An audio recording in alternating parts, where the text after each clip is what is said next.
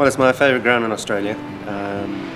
It's got a very sort of Englishy feel to it. I think the ladies' pavilion and the members' pavilion and the old dressing rooms that will never change, I suppose. Yeah, I haven't been back for a while, so it has changed a little bit in character, but it's still a beautiful ground and one that I enjoyed playing on. Even though it's changed, it's still got a bit of the character, especially here with the old pavilion where we're sitting. Well, it was our first game of the World Cup. So excited, hardly slept the night before. We got to the ground here and we won the toss, and I think we bowled first. Yeah. And I was dressed before anyone else, and I was just pacing up and down, just wanted to get out there and bowl that first ball. We certainly weren't used to playing in front of crowds, big crowds like this at wonderful stadiums. Many of the players we didn't really know, so sort of the analysis of teams and stuff was sort of non-existent. We just thought, well, let's just go and do our best, and we were a great fielding outfit as well. So I think we had some run-outs in that first game as well.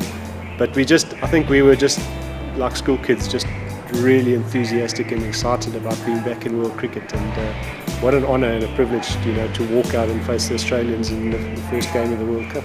I remember running out onto the ground here and looking around here, and it was just packed. But the atmosphere was amazing, and there's a lot of green shirts around here. I just wanted to get the first ball out of the way so I can just relax. and I ran up, and I just saw Jeff Marsh just go with his hands, and it was a huge nick. And Dave Richardson sort of jumped almost in front of Kepler Wessels at first, slipped and caught it, and we were all pumped up, and we ended up at the slips and we were high-fiving, and there was nothing. It was just nothing. And Steve Ulrich was the umpire, and I just walked back and I said to Steve, I thought there was a big nick, and he said, no, I didn't hear a nick. I didn't hear the nick or saw the deflection, and he turned around, and it showed it on the slow-mo how he just sort of absolutely bladed it to the keeper. But he just looked at me on the way back and said, oh, sorry, I just wasn't ready for that, which is an honest answer, but what a start it would have been.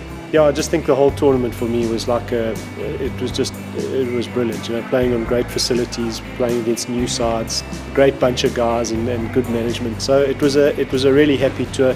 Very sad to have been knocked out, in the semis, but it's 23 years since the last tournament here in Australia and New Zealand. So yeah, it's good to come back in a different capacity.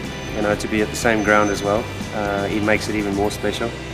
But to be involved this time round in 2015 World Cup with the South African team is fantastic. Let's hope we go all the way.